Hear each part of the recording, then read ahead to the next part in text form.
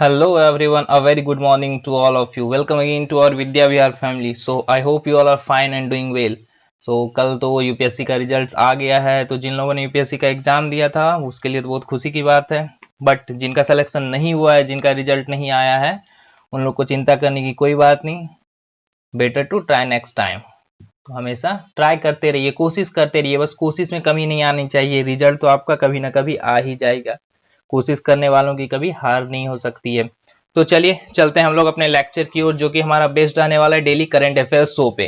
तो आज जो हम लोग डिस्कस करने वाले हैं 5 अगस्त 2020 के करंट अफेयर को डिस्कस करेंगे, जो कि the Hindu, all India radio and PIB से कलेक्ट किए जाते हैं।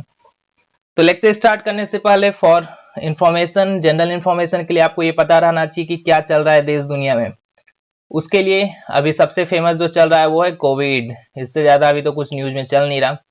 तो कोविड के केसेस को देख लेते हैं। यूएसए टॉप पे बना हुआ है, ब्राजील सेकंड, इंडिया थर्ड पे, यानी कि अराउंड 2 मिलियन के करीब इंडिया भी पहुंच चुका है। और इंडिया में भी सबसे ज्यादा कहाँ है? महाराष्ट्र में है, फिर तमिलनाडु में है। कल भी देखिए अराउंड 849 लोगों की डेथ हुई है, मौत हुई है इस कोरोना वायरस के कारण। यानी टोटल डेथ कितना पहुंच गया है? 39,820, यानी टोटल डिसीज्ड हुए हैं 39,820। डिसीज्ड का मतलब यहाँ पे डेथ, ठीक है। उस तरह आंध्रा भी थर्ड नंबर पे बना हुआ है, कर्नाटका फोर्थ नंबर पे पहुंच गया है। कल सबसे ज्यादा केस लगभग कहाँ है? आंध्रा में आए 9,000 के करीब। और इंडिया में भी आप यहाँ देख सकते हैं, इंडिया थोड़ा सा पीछे हुआ है। कल का जो हम लोगों ने रिकॉर्ड देखा था उसमें यूएसए को भी इंडिया ने पीछे किया हुआ था केसेस के मामले में, न्यू केसेस के मामले में। चलिए चलते हैं अब हम लोग अपने न्यूज की ओर।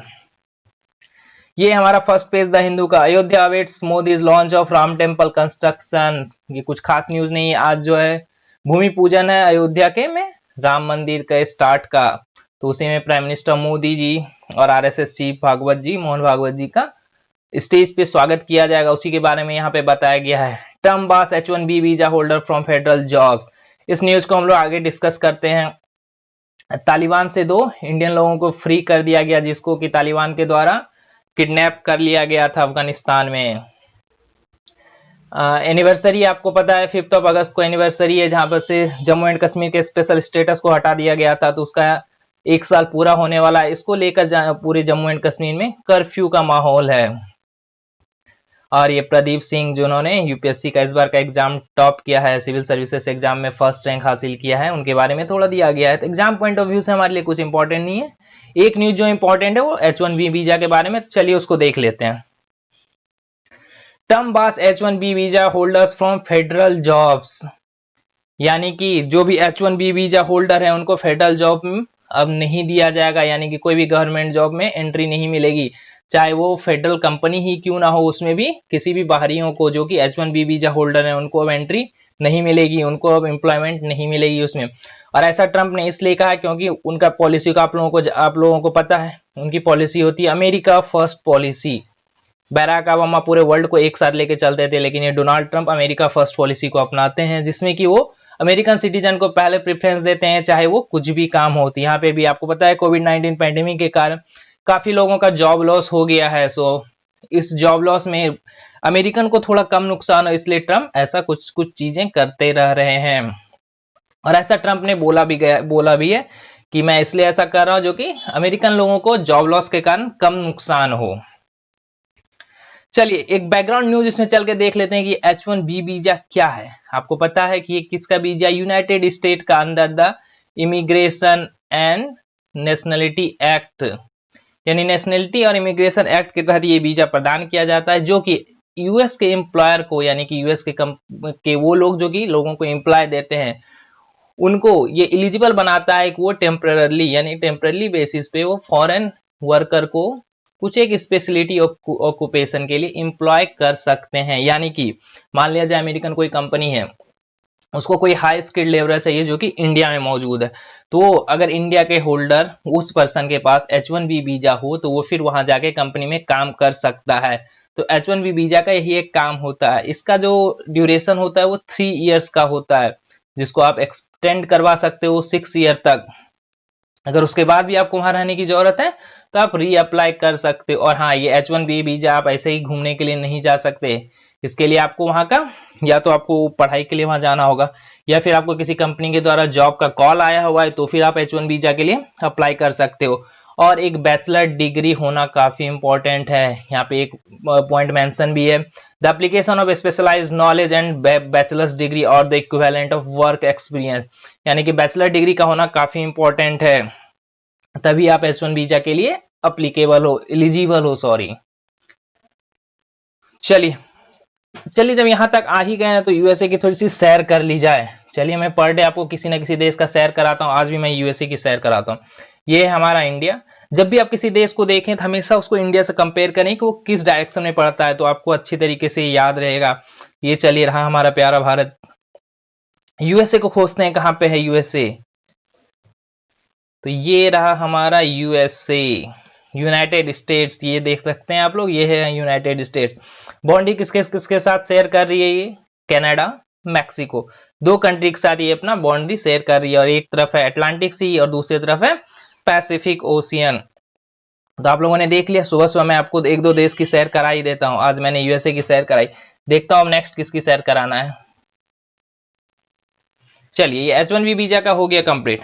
अब नेक्स्ट न्यूज की ओर चलते हैं, जो कि ये CM thanks ambassador for praising Delhi model, यानी अरविंद केजरीवाल ने साउथ कोरिया के एम्बेसडर सिन बोंग किल को प्रेज किया है। किस लिए, क्योंकि उन्होंने दिल्ली मॉडल की बड़ाई की, यानी कि साउथ कोरिया के एम्बेसडर सिन बोंग किल ने दिल्ली मॉडल की प्रशंसा करते हुए बोला कि कोविड-19 पैंडेमिक में को कॉम्बेट करने के लिए दिल्ली मॉडल जो है एक परफेक्ट एग्जांपल है, यानी कि दिल्ली ने बहुत अच्छे तरीके से कोविड-19 पैंडेमिक को कंट्रोल किया है। तो इंपॉर्टेंट इसमें से क्या हो जाता है, बैकग्राउंड न्यूज, कोई खास बैकग्राउंड न्यूज यहाँ से आपको मिलेगा नहीं, नहीं तो पूछा जाएगा। बस चलिए एक बार साउथ कोरिया की सैर करके आते हैं।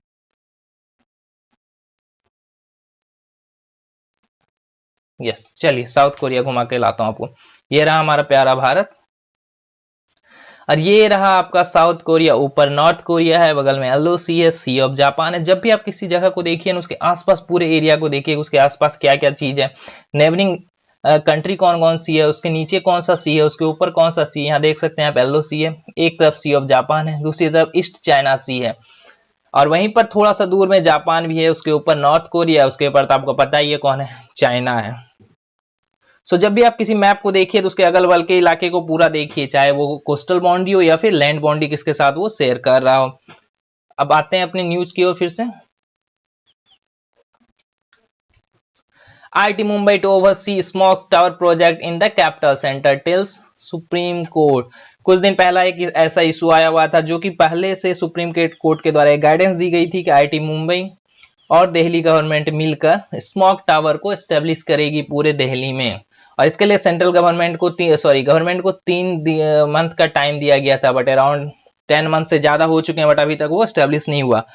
तो सेंटर का कहना था, मतलब दिल्ली गवर्नमेंट का कहना था कि IIT मुंबई ने अपने आप को पीछे कर लिया इस प्रोजेक्ट से, वो लोग प्रोजेक्ट को सपोर्ट करने के लिए तैयार नहीं है।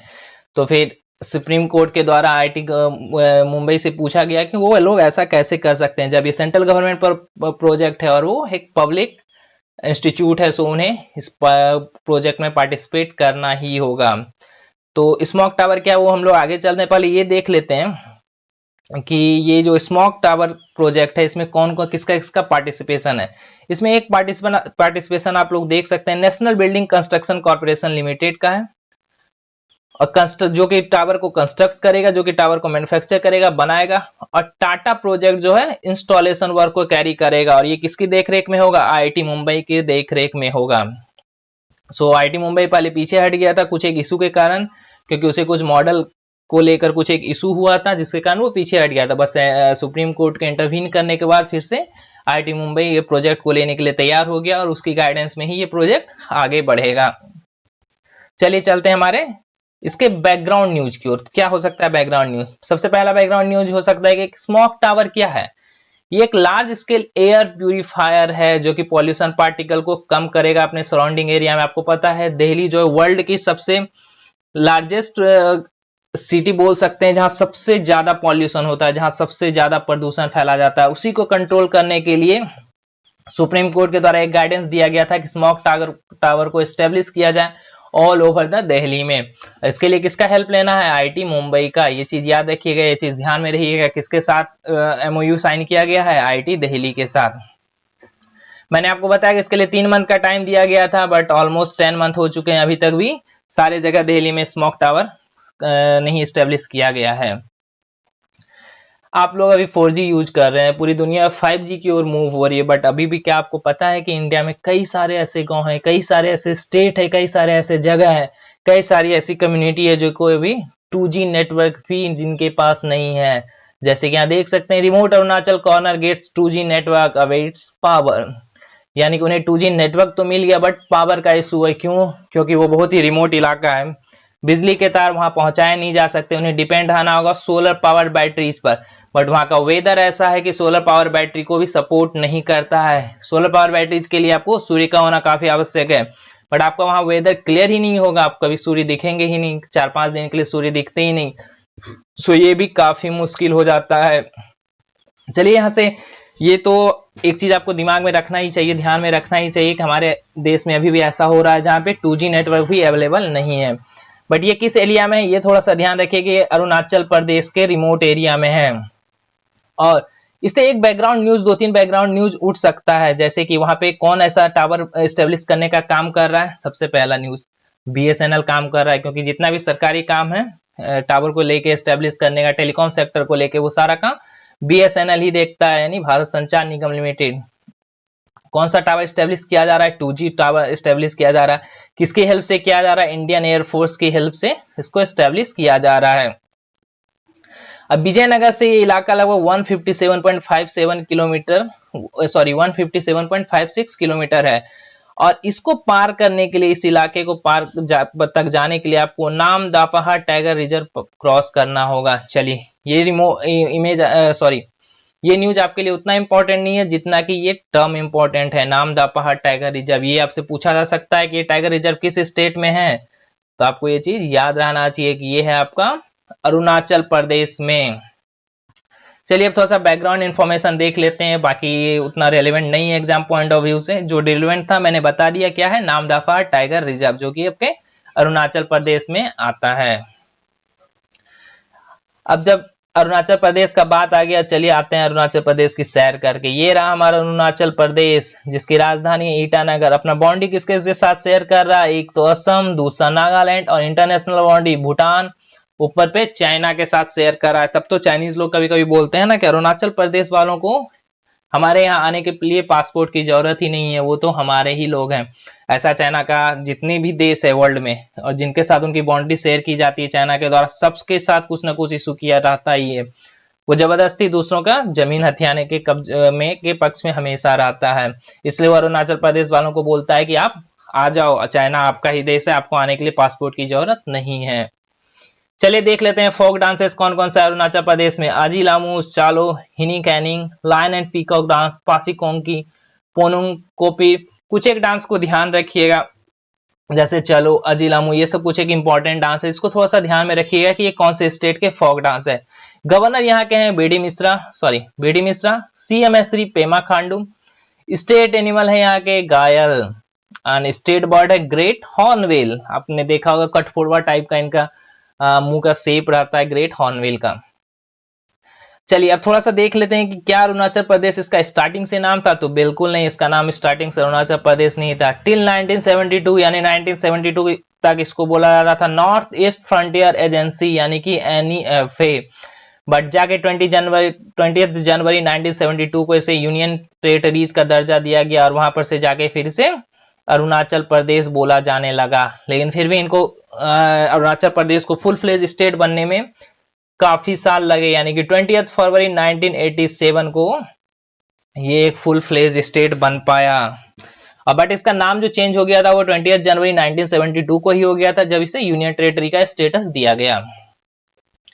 चलिए यहाँ पर एक हरियाणा गवर्नमेंट का एक स्कीम है जिसको बोलते हैं परिवार पहचान पत्र।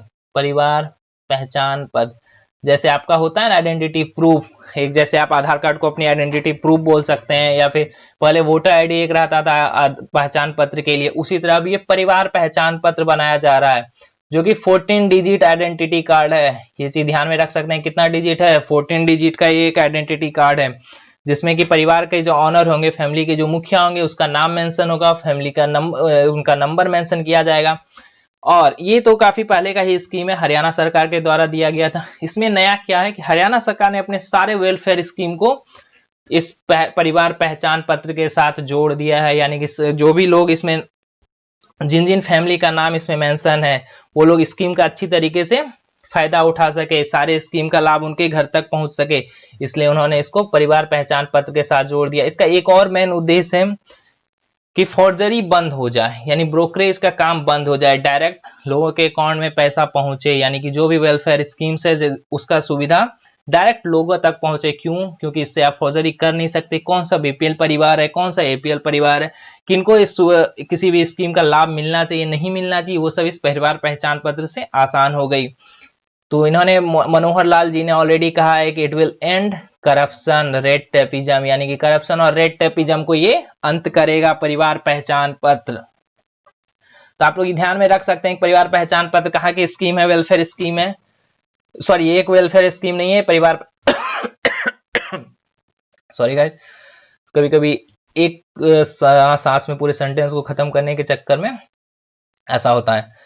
तो हरियाणा सरकार का एक स्कीम है जिसमें उन्होंने सारे वेलफेयर स्कीम को इस परिवार पहचान पत्र के साथ जोड़ दिया है, जो कि 14 डिजिट का एक नंबर है।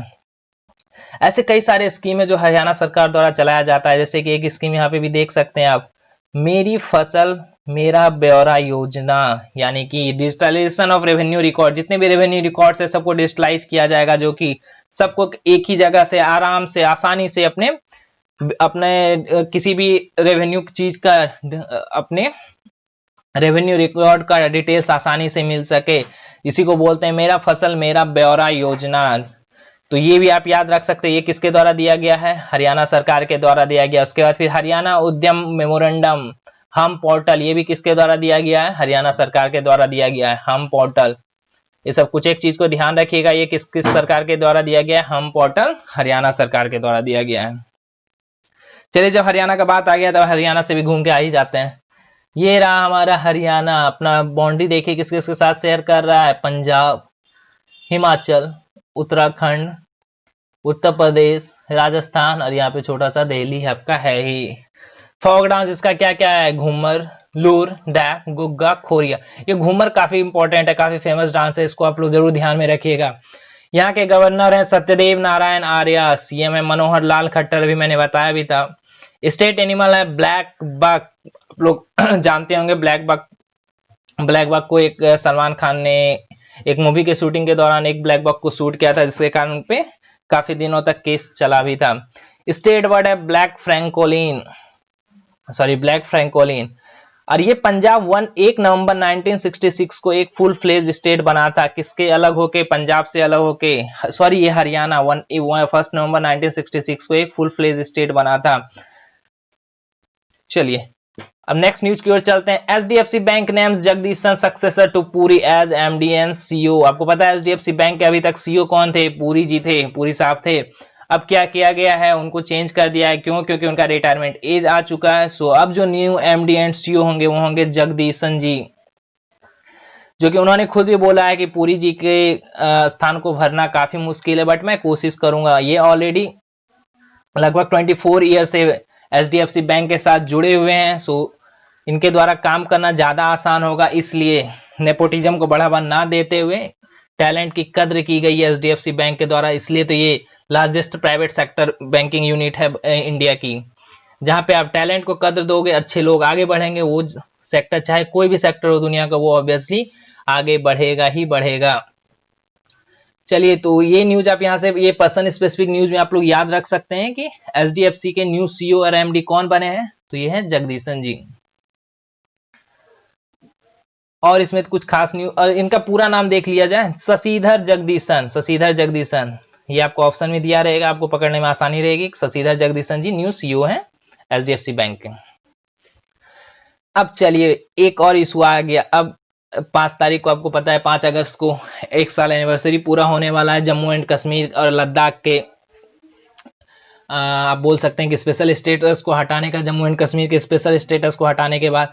तो पाकिस्तान कैसे चुप रह सकता है? इंडिया अगर खुशी मनाए तो पाकिस्तान को ये कभी बर्दाश्त हो ही नहीं सकता। तो इस पे क्या किया गया, इमरान खान साहब जी के द्वारा, साहब तो बोलना गुनाह है उनको, इमरान खान जी के द्वारा अपना नया मैप को अनवील किया गया है। उस मैप में उन्होंने क्या किया, जम्मू कश्मीर को अपना पार्ट दिखा लिया है, गुजरात के कुछ एक इलाके को भी अपना पार्ट दिखा लिया। जैसे कि मैं इस मैप में देखता हूं, ये वर्ड मैंने इसलिए लिखा, Indian illegally occupied Jammu and Kashmir, यही चीज यहाँ पे लिखा हुआ है। क्योंकि ये जूम करके आपको दिखा पाना संभव नहीं था, इसलिए मैंने यहाँ पे लिख दिया है। इसको भी इन्होंने Indian illegally occupied Jammu and Kashmir बता दिया है। गुजरात के कुछ एक पार्ट को भी इन्होंने अपना बता दिया है। यानी कि आप देख सकते हैं कि इमरान खान पूरी तरह से बौखलाए हुए हैं, और ये बोल भी रहे हैं कि मैं इस मैप को लेकर यूएनएससी के पास जाऊंगा, क्लेम करूंगा कि हमारा पार्ट है, इंडिया के द्वारा जबरदस्ती हथियाया गया है। भाई इंडिया कभी किसी का पार्ट नहीं हथियाता, इंडिया तो खुद परेशान है अपने पड़ोसी से, चाइना और पाकिस्तान जैसे पड़ोसियों के साथ। चलिए देखते हैं ये कहां तक आगे बढ़ सकते हैं। और हाँ, इन्होंने एक चीज और बोल दिया कि इस इशू को वो मिलिट्री के साथ नहीं सॉल्व करेंगे, बल्कि पॉलिटिकल एजेंडा के साथ सॉल्व करेंगे। इन्हें ये भी डर है कि अगर इंडिया के साथ किसी तरह वार में इन्वॉल्व हुए तो इंडिया से जीतना मुश्किल ही नहीं, नामुमकिन भी है। सो ये बोल रहे हैं कि इसको पॉलिटिकल एजेंडा की तरह सॉल्व किया जाएगा इस इशू को। ये है हमारे, आपको पता है, external affair minister doctor S Jaishankar ji. उन्होंने अपने आयरलैंड के काउंटर पार्ट, यानी काउंटर पार्ट का मतलब क्या होता है, अगर ये इधर के एक्सटर्नल अफेयर मिनिस्टर है तो काउंटर पार्ट मतलब वो आयरलैंड के एक्सटर्नल अफेयर मिनिस्टर के साथ उन्होंने कुछ एक की चैलेंजेस को डिस्कस किया, और वो और आयरलैंड दोनों मिलकर यूएन नेशन में काम करेंगे। यानी कि यूएन सिक्योरिटी काउंसिल में इंडिया और आयरलैंड एक साथ एक दूसरे का साथ देकर काम करेगी। तो यहाँ पर ये न्यूज उतना इंपॉर्टेंट नहीं है कि कौन किसके साथ काम करेगी, किसने किससे बात किया। इंपॉर्टेंट यहाँ पे न्यूज ये है कि ये यूएनएससी क्या होता है। इसका फुल फॉर्म होता है यूनाइटेड नेशन सिक्योरिटी काउंसिल। चलिए इसका बैकग्राउंड थोड़ा सा देख लेते हैं। United nation charter establish 6 main organs of UN nation, यानी कि यूएन नेशन का 6 मेन ऑर्गन है, उसमें से एक है यूएनएससी, जिसका मेन काम क्या होता है, इंटरनेशनल पीस एंड सिक्योरिटी को एस्टेब्लिश करके रखना। कहीं पे भी पीस को, कहीं पर भी शांति बनाना हो, आपको सिक्योरिटी मेंटेन कराना है कहीं पर, तो वो मेन काम होता है आपका यूएनएससी का। ये क्या कर सकता है, आपका सैंक्शन इंपोज कर सकता है, आर्म इंस्पेक्शन को मैंडेट कर सकता है, इलेक्शन मॉनिटर में ये अपने मेंबर को एम्प्लॉय कर सकता है, डिप्लॉय कर सकता है, मिलिट्री ऑपरेशन कर सकता है। ये जहां पे भी पीस का जरूरत हो, जहां पे भी सिक्योरिटी को खतरा हो, यूएनएससी को ऐसा लगे, ऐसा फील हो, तो वो ऐसा ये सब काम कर सकते हैं। अब यूएनएससी कितने मेंबर से बना है, ये टोटल 15 मेंबर के बने हुए हैं, जिसमें से 5 परमानेंट मेंबर हैं, China, France, Russian federation, United states and United kingdom, और 10 नॉन परमानेंट मेंबर हैं जो कि हर साल यूनाइटेड नेशन जनरल असेंबली में इलेक्शन के द्वारा सेलेक्ट किए जाते हैं, जिनका टर्म होता है 2 साल का। इंडिया का इसमें कब का एंट्री मिल चुका रहता है 5 परमानेंट मेंबर ने, बट बार बार चाइना के द्वारा अपोज कर दिया जाता है इसमें, क्योंकि चाइना, फ्रांस, रसिया और यूनाइटेड स्टेट एंड यूके के पास आपका वीटो पावर है। इसमें से अगर एक ने भी मना कर दिया तो वो काम कभी नहीं होगा। इंडिया को बाकी सबके द्वारा सपोर्ट किया जाता है, बट चाइना ही इसको अपोज करते रहता। तो इंडिया कभी, आपसे ये क्वेश्चन पूछा जा सकता है, क्या इंडिया कभी नॉन परमानेंट मेंबर बना है यूएनएससी का? बिल्कुल बना है। देख सकते हैं 1950-51 में, 67, 68, 72, 73, 77, 78, 84, 85, 91, 92, 11, 12, और इस बार भी हमारा नॉन परमानेंट सीट है 2021, 2022 के लिए। ये जो सेलेक्ट होता है नॉन परमानेंट मेंबर, ये 2 साल के टर्म के लिए सेलेक्ट होता है। और इस बार जो इंडिया ने जीत हासिल की 184 आउट ऑफ 192 वैलिड वोट, यानी 192 वैलिड वोट में से 184 वोट जो है इंडिया के पक्ष में दिया गया। आपसे ये एक क्वेश्चन पूछा जा सकता है कि क्या इस बार सबसे ज्यादा वोट इंडिया को मिला, या इससे भी ज्यादा वोट कभी इंडिया को मिल चुका है? तो 2011-2012 में इंडिया को 187 वोट मिले थे, यानी कि इससे भी काफी ज्यादा वोट मिला था उस टाइम नॉन परमानेंट सीट के लिए। तो ये रहा यूएनएससी से रिलेटेड कुछ एक बैकग्राउंड इन्फॉर्मेशन। आपको ध्यान में रखना चाहिए कि इसके परमानेंट मेंबर कौन है, नॉन परमानेंट मेंबर का सिलेक्शन किस बेसिस पे होता है, कहाँ इलेक्शन होता है, इंडिया कब कब इसका मेंबर बना, इंडिया को कितना वोट मिला इस बार। ये सब बैकग्राउंड न्यूज आपको हमेशा ध्यान में रखना चाहिए यूएनएससी से related. Union agriculture minister launches Sahakar Cooptube NCDC channel, एक यूट्यूब चैनल स्टार्ट किया गया है यूनियन एग्रीकल्चर मिनिस्टर के द्वारा। जिसका नाम है सहकार कोऑपरेटिव एनसीडीसी चैनल। आपको पता है ये एनसीडीसी क्या होता है? चलिए एनसीडीसी का एक बार बैकग्राउंड इन्फॉर्मेशन देख लेते हैं। एनसीडीसी का मतलब होता है नेशनल कोऑपरेटिव डेवलपमेंट कॉर्पोरेशन, यानी कि एक कोऑपरेटिव बनाने के, एक कोऑपरेटिव कोऑपरेटिव क्या होता है पहले वो जानिए। कुछ एक लोग आपस में साथ जोड़ने, आप आपके मित्र लोग, सबका गोल एक सेम है कि हाँ भाई मुझे यूपीएससी क्रैक करना है, तो आप सब लोग एक साथ बैठे, एक साथ बैठ कर पढ़ाई करें, क्वेश्चन प्रैक्टिस करें, उसको आप लोग एक तरह कोऑपरेटिव बोल सकते हैं। तो वही हमारे प्राइम मिनिस्टर मोदी जी का क्या एम है? आत्मनिर्भर भारत बनाना, और उसमें किसी भी कोऑपरेटिव का काफी ज्यादा हाथ रहने वाला है, क्योंकि लोगों के हमेशा सारे गोल कॉमन होंगे बट लोगों के तरीके अलग अलग होंगे, आइडियाज अलग अलग होंगे, तो उसमें कोऑपरेटिव जो है काफी एक हेल्प प्रदान कर सकता है। यही कहना है हमारा mister agriculture minister Narendra Singh Tomar ji का। इसलिए उन्होंने एक यूट्यूब चैनल भी बनाया है, जिससे कि लोगों को, युवाओं को एक साथ लाया जा सके, उन्हें गाइड किया जा सके, कैसे फॉर्मेशन और रजिस्ट्रेशन ऑफ ए कोऑपरेटिव, इस प्रोसेस को समझाया जा सके, कैसे कोई एक कोऑपरेटिव बना सकता है, कैसे उसके लिए गवर्नमेंट के पास रजिस्टर किया जा सकता है। और ये सब किसके लिए किया जा रहा है? अंडर आत्मनिर्भर भारत, यानी कि आत्मनिर्भर भारत के तहत ये सब चीज किया जा रहा है, जो कि लोग कोऑपरेटिव बना के भारत को आत्मनिर्भर बनाने में हेल्प करें।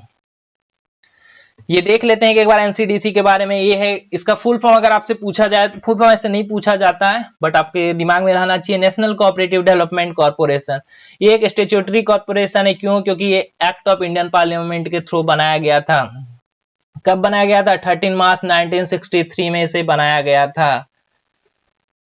मैंने कल भी बताया था स्टेट्यूटरी क्या होता है, कॉन्स्टिट्यूशनल क्या होता है। जिसके बारे में संविधान में कुछ लिखा हो वो हो जाता है कॉन्स्टिट्यूशनल बॉडी, और स्टेट्यूटरी क्या हो जाता है? जो कि लॉ ऑफ पार्लियामेंट के एक्ट के द्वारा बनाया जाए उसे स्टेट्यूटरी बोलते हैं। जैसे यूपीएससी हो गया, इलेक्शन कमीशन ऑफ इंडिया हो गया, ये सब चीज हमारे क्या है?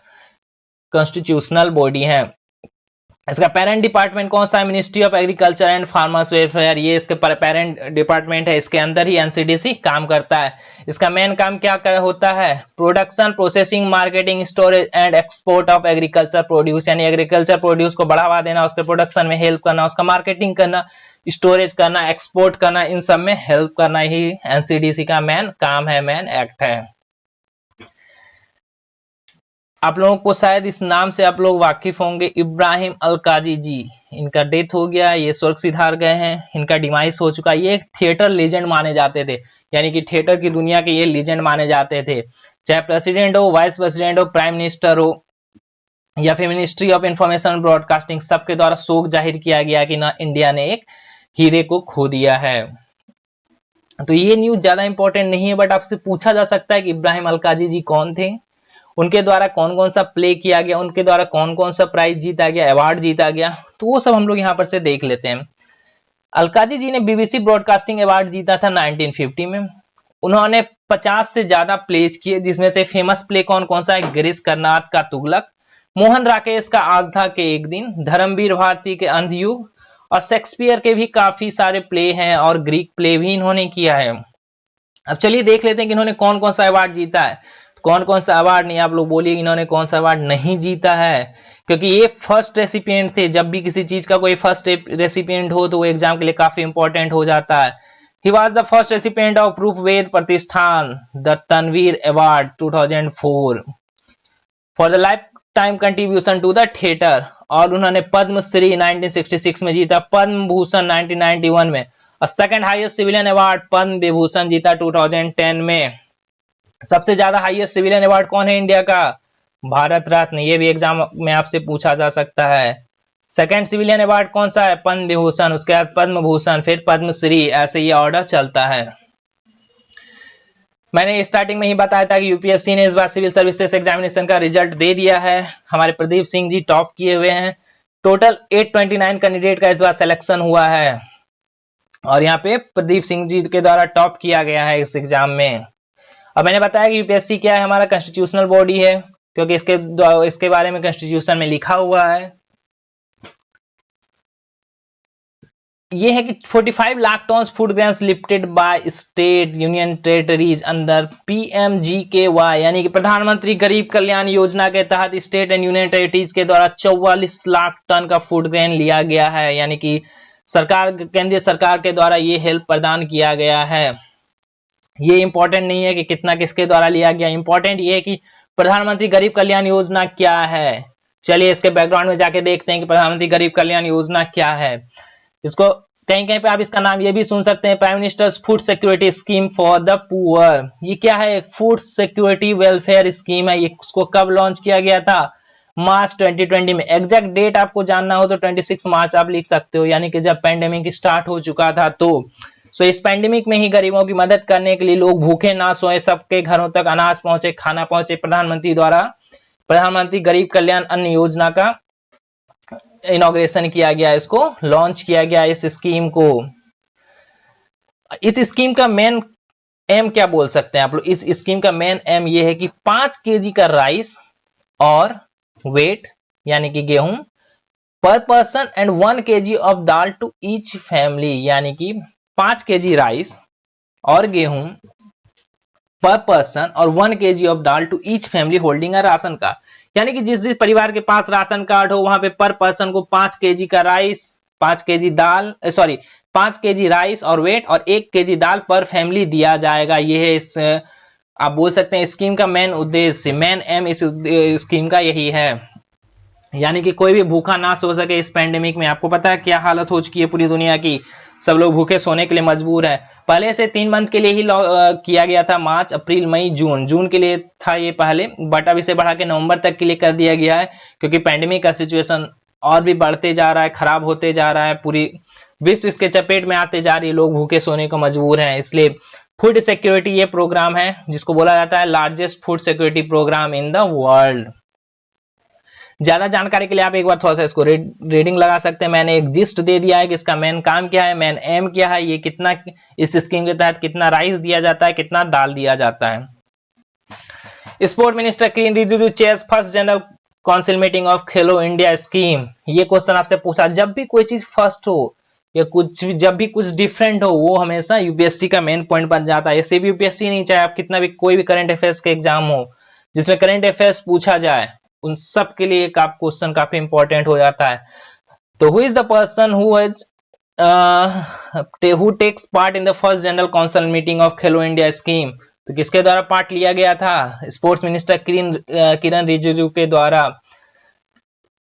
अब चलिए देखते हैं खेलो इंडिया स्कीम क्या है। मैंने कल भी इसके बारे में थोड़ा सा बताया था, बट मैं आज फिर से बता देता हूँ खेलो इंडिया स्कीम क्या है।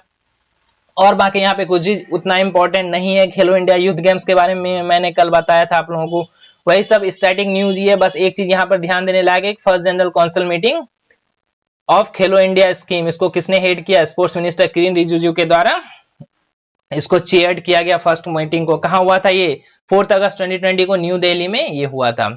तो खेलो इंडिया प्रोग्राम क्या है? ये नेशनल योजना है, scheme for the development of sports in India. India में स्पोर्ट्स के डेवलपमेंट के लिए एक नेशनल योजना है। ये 2018 में उस टाइम के स्पोर्ट्स मिनिस्टर राज्यवर्धन सिंह राठौर के द्वारा दिल्ली में इसको इनॉग्रेट किया गया था, लॉन्च किया गया था। इसका मेन उद्देश्य क्या है कि स्पोर्ट्स कल्चर को एकदम नेक्स्ट लेवल तक ले जाना, ग्राउंड लेवल से लोगों को उठा तक के टॉप लेवल तक ले जाना। इसके कुछ एक उद्देश्य हैं, कुछ एक ऑब्जेक्टिव है, 12 ऑब्जेक्टिव है, इसको बोला जाता है 12 वर्टिकल्स हैं इसके। तो क्या क्या वर्टिकल्स है वो थोड़ा सा देख लेते हैं। आप लोग इसको थोड़ा सा वीडियो को पॉज करके खुद से एक बार रीडिंग लगा लें। प्ले फील्ड का डेवलपमेंट करना, कम्युनिटी टाइप कोचिंग देना, स्टेट लेवल खेलो इंडिया सेंटर बनाना, एनुअल स्पोर्ट्स कंपटीशन यानी हर साल स्पोर्ट्स कंपटीशन होना। आपको पता है ऑलरेडी होता है, खेलो इंडिया के तहत हर साल कंपटीशन होता है। 2021 में कहाँ होने वाला था ये मैंने कल ही बताया था, आप लोग कमेंट बॉक्स में बताएं कि वो कहाँ होने वाला है।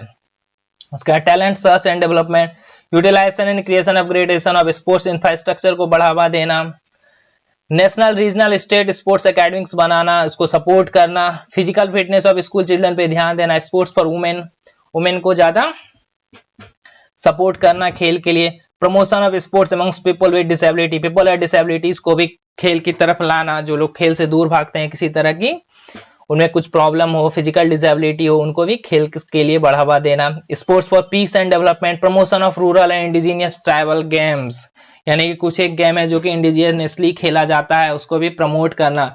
जैसे कि बिहार में आप लोग खेलते हैं गिल्ली डंडा, कित कुछ एक गेम है, पता नहीं आप लोगों ने नाम सुना है नहीं सुना है, बट ये सब कुछ एक इंडिजिनियस गेम है। HRD minister lay foundation stone of IIM at Dhaulakuan in Sirmaur district. ये कहा है? सिरमौर डिस्ट्रिक्ट हिमाचल प्रदेश में ह्यूमन रिसोर्स डेवलपमेंट मिनिस्ट्री के द्वारा फाउंडेशन स्टोन रखा गया किसके लिए? IIM के लिए, यानी इंडियन इंस्टीट्यूट ऑफ मैनेजमेंट के लिए। कहां पे? धौला कौन इन सिरमौर डिस्ट्रिक्ट इन हिमाचल प्रदेश। अब इसका नाम चेंज करके क्या कर दिया गया? HRD मिनिस्टर का एजुकेशनल मिनिस्टर, यानी कि यूनियन मिनिस्टर ऑफ एजुकेशन बोल सकते हैं, रमेश पोखरियाल के द्वारा इसका इनॉग्रेशन किया गया। तो ये इंपॉर्टेंट नहीं है कि क्या किया गया, क्या न्यूज है इसके बारे में, बस एक चीज यहाँ पे इंपॉर्टेंट है कि कहाँ पे न्यू IIM का इनॉग्रेशन किया गया, कहाँ पे उसका फाउंडेशन स्टोन को रखा गया। तो ये है आपका हिमाचल प्रदेश के सिरमौर डिस्ट्रिक्ट में। चलिए आज के लास्ट न्यूज की ओर बढ़ते हैं। एक बुक है स्वच्छ भारत क्रांति, इसको लॉन्च किया गया किसके द्वारा? यूनियन मिनिस्टर श्री गजेंद्र सिंह शेखावत और श्रीमती स्मृति ईरानी के द्वारा मिलकर स्वच्छ भारत क्रांति को एक बुक है जिसको लॉन्च किया गया। ये बुक एडिट किया गया श्री परमेश्वरन अय्यर। इसको एडिटिंग क्यों बोला गया, इस बुक को लिखा हुआ क्यों नहीं बोला गया कि ऑथर की किसके द्वारा किया गया? क्योंकि इसमें 35 एसेज का मिश्रण है। 35 एसे यानी 35 एसे जो कि रिटन बाय कुछ है अरुण जेटली के द्वारा, कुछ अमिताभ कांत के द्वारा, कुछ रतन टाटा के द्वारा, कुछ Sadhguru Amitabh Bachchan, Akshay Kumar, Tavleen Singh, Bill Gates amongst other, इन सब के द्वारा 35 एसेज को लिखा गया था स्वच्छ भारत मिशन को लेकर, या फिर और भी किसी सोशल इश्यूज को लेकर, उन सबको एक जगह जिस तैयार करके श्री परमेश्वरन अय्यर के द्वारा इसका एडिटिंग किया गया है। इसलिए इसका टाइटल भी दिया गया है स्वच्छ भारत रिवॉल्यूशन, क्योंकि स्वच्छ भारत से रिलेटेड ये सब लोगों ने ऐसे लिखा था, उसी को एक बुक में मिलाकर टोटल 35 एसेज का इन्होंने एक बुक बनाया, इसको एडिट किया, उसको नाम देते हैं द स्वच्छ भारत रिवॉल्यूशन, बुक का नाम, या फिर स्वच्छ भारत क्रांति। इसको लॉन्च किया गया श्रीमती स्मृति ईरानी और गजेंद्र सिंह शेखावत के द्वारा। सो यहाँ पर आज का लेक्चर हमारा खत्म होता है। सो आई होप कि आपको लेक्चर पसंद आ रहा हो। अगर लेक्चर पसंद आ रहा हो तो please do like, comment, share and subscribe our channel, और हमारे कंटेंट को ज्यादा से ज्यादा लोगों तक शेयर करें, जो कि हमें भी थोड़ा सपोर्ट मिले आपकी तरफ से, हमारा भी थोड़ा सा मनोबल ऊंचा हो कि और ज्यादा मेहनत करने का मन करें। So thank you guys, thank you once again. मिलते हैं कल फिर से हम लोग इसी टाइम पे इसी लेक्चर के साथ। तब तक के लिए जय हिंद।